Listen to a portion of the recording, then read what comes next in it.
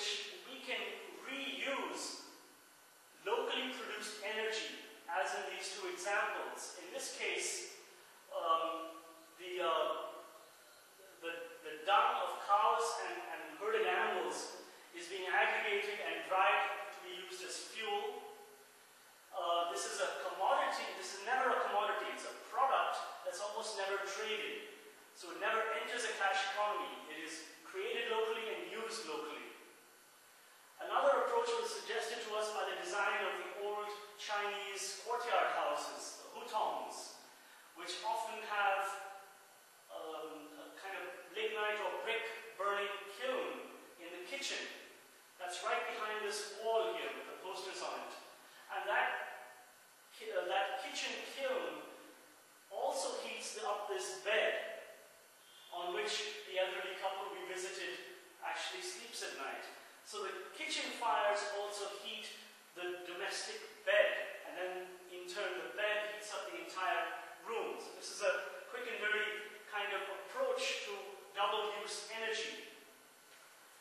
We also see, of course, that this kind of trend is very important in the redesign of urban centers and in buildings, and of course it's a focus area for innovation globally. Slide. Now when we look at the concept of osmotic utilities, we're interested not only in how to develop it conceptually, but actually what does it mean for your business. Even if you're not working in the energy sector, the idea of osmotic utilities as it enters the sort of mindscape, the consciousness of your consumers, it's really important to begin to leverage that in the development of corporate strategy, in the design of products and services, and even the media and market messaging that your corporation employs. Slide. We have finally another section called strategic forecasts, and we have a number of key macro trends and sort of long-term claims that we make in that section.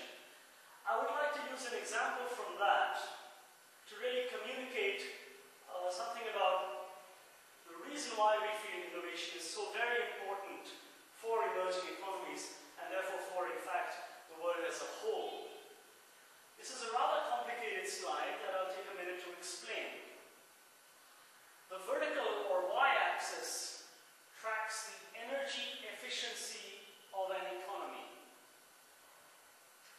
Now, the energy efficiency of an economy refers to the amount of economic value a country is able to create per unit of energy consumed.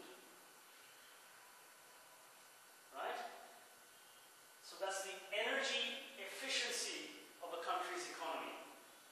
So that determines the location of different countries represented by these different sized bubbles. On the x-axis is GDP per capita by purchasing power parity.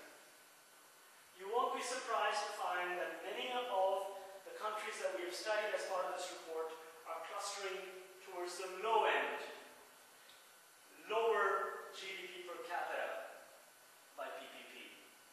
By contrast, there's the United States, there's Ireland, there's Germany, there's France. Far ahead. So, a naive framework, an old-style framework, might approach the question of development and say, listen, we want to head from here over there. We want to have higher GDP per capita. And of course, that's not wrong. But the other question, of course, is how much economic value are you able to create per unit of energy? And here we see that the choice before emerging economies is whether to move exclusively in that direction or in fact to float and to rise, heading up higher and higher.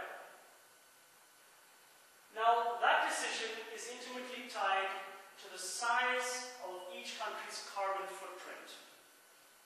The size of the bubble refers not to the size of the economy, but to the size of the carbon footprint of each country. So there again is the United States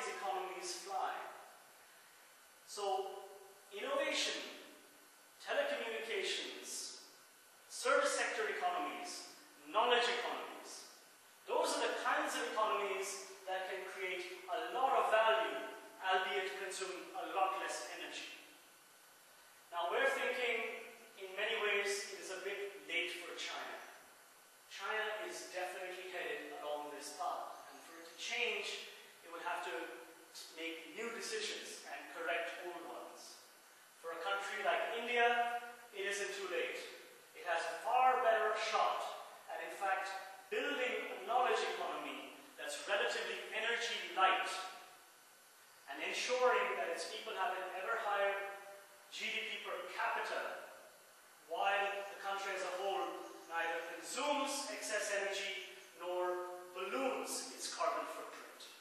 Slide.